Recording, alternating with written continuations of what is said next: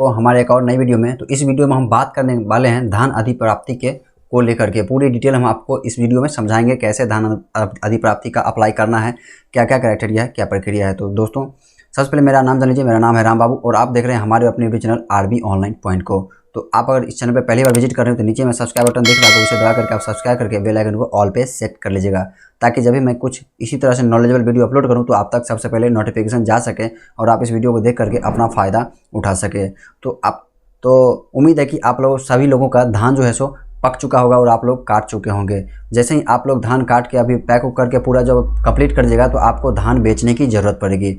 ये हर एक साल आता है कि धान बेचने के लिए आपको ऑनलाइन अप्लाई करना पड़ता है, तो इस साल भी ऑनलाइन एप्लीकेशन का जो है सो सिस्टम चालू कर दिया गया है। तो किस तरह से आपको धान के लिए जो अप्लाई करना है वो सारी जानकारी आप इस वीडियो में हम आपको पूरा क्लियर बताने वाले हैं। तो सबसे पहले क्या करना है, इस पेज पे आ जाना है। इस पेज पर आने के लिए आपको क्या करना होगा, एक देखिए न्यू टैब ओपन कर लेना है अपने मोबाइल फ़ोन में क्रोम ब्राउज़र में और सीधे यहाँ पर लिखना है DBT। जैसे ही आप DBT लिखते हैं तो थोड़ा एग्रीकल्चर वाला भी सेक्शन आ जाता है। तो DBT एग्रीकल्चर लिखने के बाद जैसे ही आप सर्च करते हैं तो देखिए थोड़ा देर के लिए वेट हुआ, फिर इस तरह से कुछ पेज खोल के आ जाएगा। आपको क्या करना है, सबसे फर्स्ट वाले ऑप्शन वाले सेक्शन पे क्लिक करना है, जो सबसे ऊपर में लिंक दिया है। उस लिंक पर जैसे ही क्लिक करते हैं यहाँ पे प्रोसीड टू होम पेज पे क्लिक कर देना है। ऐसे क्लिक करने के बाद देखिए कुछ इस तरह का पोर्टल आपके सामने आ जाएगा। आपको क्या करना है, देखिए यहाँ पे जो दिया हुआ है डीजल अनुदान के लिए, यहाँ पे देखिए 9 PM से 6 PM में था, 9 AM से 6 PM था। बाकी और सब के लिए ऑल टाइम स्टार्ट रहता है। थोड़ा नीचे आने के बाद देखिए ये जो सेक्शन आपको दिख रहा है साफ साफ यहाँ पे धान अधिप्राप्ति के लिए, तो आपको इसी वाले सेक्शन में मेनली आपको काम करना है। ये वाले सेक्शन में यहाँ पे आपको दिख रहा है, देखिए ये है आवेदन करें, ये है प्रिंट और ये है सुधार। तो ये सिर्फ जो है सो सिर्फ लिख दिया है सुधार करने का, लेकिन अभी सुधार करने का ऑप्शन खोला नहीं गया है। तो सारी प्रक्रिया मैं अंदर स्टेप बाय स्टेप आपको बताऊंगा। अगर आप अभी आवेदन करना चाहते हैं तो आपको क्या करना है, सिर्फ सिंपली आवेदन करने वाले सेक्शन जो पीला कलर का येलो कलर का, इस पर आपको क्लिक कर देना है। जैसे ही आप इस पर क्लिक करते हैं तो एक नया सेक्शन खुल के सामने आ जाता है, जहाँ पे आपका पूरा डिटेल मांगा जाता है। यहाँ पे कुछ जो है क्राइटेरिया है, यहाँ पे मैं आपको समझा दूँ ताकि आपको समझने में ज़्यादा दिक्कत ना हो। तो यहाँ पे मैं हिंदी में ही समझा देता हूँ। सबसे पहले बात है कि आप जो लोग अब यहाँ पे धान अधिप्राप्ति के लिए अप्लाई करने आए हैं और अप्लाई करना चाहते हैं, तो जो पंजीयन करवाए थे, आप किसान रजिस्ट्रेशन करवाए थे, उसमें जो आप मोबाइल नंबर डाले थे वो मोबाइल आपके पास होना चाहिए, क्योंकि उस पर OTP वेरिफिकेशन के बाद ही यहाँ पे आपका अप्लाई होगा। अगर आप OTP वेरिफिकेशन नहीं करवाते यहाँ पे अप्लाई आपका नहीं होगा। तो आप मोबाइल नंबर लेके ही आइएगा। दूसरी बात यहाँ पे जो दिया गया है नंबर 1 में, नोट 1 में, आप अगर किसान रजिस्ट्रेशन करवा चुके हैं तभी आप ऑनलाइन करवा सकते हैं, नहीं तो पहले किसान रजिस्ट्रेशन करवाइए। किसान रजिस्ट्रेशन करवाने के लिए इस वाले सेक्शन पर क्लिक कीजिएगा, तो जाके आप किसान रजिस्ट्रेशन वाले पोर्टल पर रिडायरेक्ट हो जाएगा, वहाँ से आप किसान पंजीकरण कर सकते हैं। दूसरा बताया गया कि अगर आपने किसान रजिस्ट्रेशन पहली बार करवा चुके हैं सबसे पहले ही, अगर उसमें आपको कोई भी त्रुटि या कोई भी सुधार करवाना है तो आप इस लिंक पे क्लिक कीजिएगा, तो वहाँ से जाके आप किसान रजिस्ट्रेशन सुधार करके फिर से 24 घंटे बाद आप जो है यहाँ पे धान अधिप्राप्ति के लिए अप्लाई कर सकते हैं। तीसरा दिया, कृपया आवेदन सबमिट करने के पूर्व सभी जो है सो आपके डिटेल्स जो जितने भी डॉक्यूमेंट्स आप अच्छी तरह से देख लें।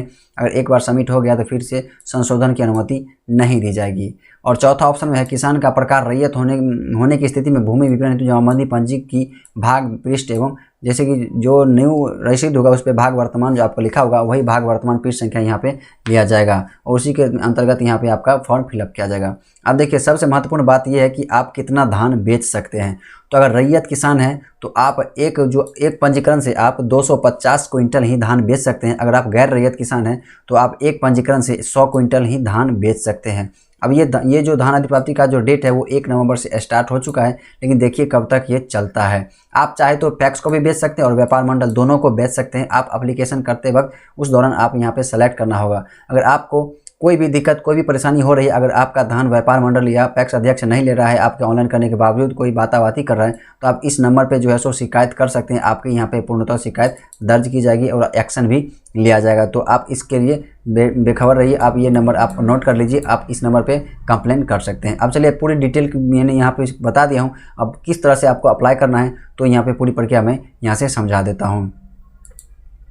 अप्लाई करने के लिए आपको क्या करना है, इस वाले सेक्शन में जो है यहाँ पे अपना किसान पंजीकरण डालना है। चलिए मैं यहाँ पे अपना फटाफट से किसान पंजीकरण पेस्ट कर दिया और फिर सर्च वाले सेक्शन पे क्लिक करना है। उसके बाद थोड़ा देर वेट कीजिए, आपका पूरा डिटेल आपके सामने खुल के आ जाएगा। आप कहाँ से हैं, कौन से गांव से, पूरा डिटेल यहाँ पे आ जाएगा। आपको ऊपर ये वाले सेक्शन में आपको कोई छेड़छाड़ नहीं करना है, समझ गए। ये वाला जो सेक्शन है ऊपर यहाँ से यहाँ तक आपको कोई छेड़छाड़ नहीं करना है। इसमें जो है सो सेम टू सेम है, आपको यहाँ कोई बदलाव नहीं करना है। उसके बाद जो है सो नीचे वाले सेक्शन में यहाँ पे अपना बैंक खाता जो है, बैंक का जो खाता है वो आज नाम आ जाएगा। फिर यहाँ पर आप बैंक का शाखा डाल दीजिए। फिर यहाँ पे अपना डिक्लेयर कीजिए कि आपका बैंक खाता जो है आधार कार्ड से लिंक है या नहीं। खाता जो है आधार से लिंक है तो यहाँ पर मैं क्या करता हूँ, यहाँ पे हाँ वाले ऑप्शन पे क्लिक कर देता हूँ। अगर आपका बैंक खाता आधार से लिंक नहीं है तो फटाफट से जाके पहले आधार से बैंक खाता लिंक करवाइए, उसके बाद ही कोई भी फॉर्म यहाँ पे फिलअप कीजिएगा, नहीं तो आपका पेमेंट रुक जाएगा, पेमेंट नहीं आ पाएगा। उसके बाद जो है यहाँ पे आपको से पूछा जा रहा है क्या आप पैक्स के सदस्य हैं, अगर हैं तो हाँ कीजिए, नहीं है तो नहीं कीजिए। मैं नहीं हूँ तो नहीं कर देता हूँ। मैं सिंपली से आपको समझा रहा हूँ, बाकी आपको पूरा काम खुद ही करना है। उसके बाद यहाँ पर दे रहा है कि धान देने के लिए पैक्स या व्यापार मंडल का चयन कीजिए। अगर आप चाहते हैं कि मेरा पैक्स अध्यक्ष ही मेरा धान खरीदे तो पैक्स वाले सेक्शन पे क्लिक करना है। अगर आप चाहते हैं कि मैं व्यापार मंडल को बेचूं, यहाँ पे व्यापार मंडल वाले सेक्शन पे क्लिक करना है। तो मुझे पैक्स को बेचना है तो मैं चलिए सिंपली सा पैक्स ही सेलेक्ट कर लेता हूँ। फिर यहाँ से आपको किसान का प्रकार पूछा जाएगा, आप कौन से किसान हैं। अगर आप रैयत हैं तो रैयत वाले सेक्शन पे क्लिक कीजिए। अगर आप रैयत वाले सेक्शन पे क्लिक करते हैं तो आपके सामने इतना पेज खुल के आ जाएगा। आपको यहाँ पे अपना जिला, राजस्व, हल्का नाम, मौजा का नाम, जमाबंदी संख्या और जमाबंदी पंजीकृत संख्या यहाँ पे आपको मांगा जाएगा। यहाँ पे जमाबंदी की भाग संख्या जो आप रसीद काटते वक्त उपयोग करते हैं और यहाँ पे पीठ संख्या डाला जाएगा। अगर आप यहाँ से जैसे ही आप गैर रैयत करते हैं तो फिर से देखिए यहाँ पे चेंजिंग हो जाएगा। क्या चेंजिंग हो, यहाँ पे आपको आधार के अलावा कोई और आपके पास अगर पैन कार्ड, राशन कार्ड, यहाँ पे किसान क्रेडिट कार्ड, मतदाता पहचान पत्र जो है सो राजस्व अधिकारी राजस्व सरकार द्वारा निर्गत कार्ड या पैन कार्ड या राशन कार्ड या मनरेगा जॉब कार्ड जो भी डॉक्यूमेंट्स आपको है यहाँ पे आप फिलअप करिए। अगर आपके पास पैन कार्ड, यहाँ पे पैन कार्ड डाल दीजिए। फिर आपको अपना यहाँ पे जो है सब कुछ अपना हिसाब से जो भी पेन नंबर आपका है वो यहाँ पे अपना, मैं आपको सिंपली समझाने के लिए कुछ भी भर देता हूँ और आपका अगर जो भी पेन नंबर है यहाँ पे आप डाल दीजिए। उसके बाद क्या करना है, आप अपना जो है सो राजस्व अंचल जो है राजस्व अंचल जो आप किस अंचल के अंतर्गत आते हैं वो अंचल यहाँ पर अपना जो है ब्लॉक सेलेक्ट कर लीजिए। उसके बाद अपना जो है यहाँ पे हल्का नाम कौन सा है यहाँ पे सेलेक्ट कर लीजिए। फिर आपका जो है ज़मीन है, जिस ज़मीन में आपने उगाया है वो मौजा कौन से कहाँ है तो उस मौजा का सिलेक्शन कीजिए। फिर आप उस ज़मीन का खाता डालिए, फिर खेसरा डालिए, ठीक है। और ज़मीन के मालिक का नाम यहाँ पे डाल दीजिएगा। उसके बाद रिकॉर्ड यहाँ पे नया जोड़े। अगर आपका इतना ही रखना है तो कुछ नहीं करना है, बस यहाँ पे कुल ज़मीन जो है सो कुल एकड़, इतने एकड़ में ज़मीन है। और अगर मान लीजिए मेरा 100 डेसीमिल है तो 1 एकड़ हो गया, तो यहाँ पे 1 एकड़ लिख देना है। एकड़ में यहाँ पे सिर्फ लिखेगा, डेसीमिल में नहीं। तो ये ध्यान रखेगा, यहाँ पे आप एकड़ के बजाय डेसीमिल मत डाल दीजिएगा। फिर यहाँ पे कुल संभावित धान की मात्रा, आप अगर चाहते हैं कि 200 क्विंटल डालें तो यहाँ पे अपना 200 क्विंटल। यहाँ पे तो गैर रैयत में तो आप 100 क्विंटल ही बेच सकते हैं, तो यहाँ पे मिनी मैक्सिमम 100 क्विंटल ही डालना है। फिर यहाँ पे क्या करना है, इस घोषणा सेक्शन पर क्लिक करके आगे बढ़े वाले सेक्शन पर क्लिक कर दीजिएगा।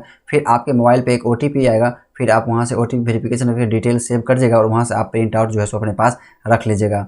तो उसके अंतर्गत जो है सो आपका जो व्यापार मंडल जो है सो या फिर आपका जो है सो पैक्स अध्यक्ष आपके पास आएगा आपसे धान खरीदने के लिए, तो उस रिकॉर्ड के हिसाब से आप अपना धान बेच सकते हैं। दोस्तों मैं आपको छोटी सी जानकारी देना चाहता था कि आप किस तरह से धान के लिए जो है सो धान अधिप्राप्ति के लिए अप्लाई कर सकते हैं। अगर ये जानकारी आपको पसंद आया तो लाइक कीजिए, अपने दोस्तों को शेयर कीजिए और इसी तरह से अपना प्यार बनाए रखिए। मैं जो है सो अप्लाई पूरा कंप्लीट नहीं करने वाला हूँ क्योंकि मुझे नहीं करना है, बस आपको सिर्फ एक जरिया बता दिया हूँ किस तरह से आप अप्लाई कर सकते हैं। आज के लिए बस इतना ही, मिलते हैं किसी नेक्स्ट वीडियो में कोई नए टॉपिक के साथ। तब तक के लिए आप अपना ख्याल रखिएगा, मैं अपना ख्याल रखूँगा। Bye bye.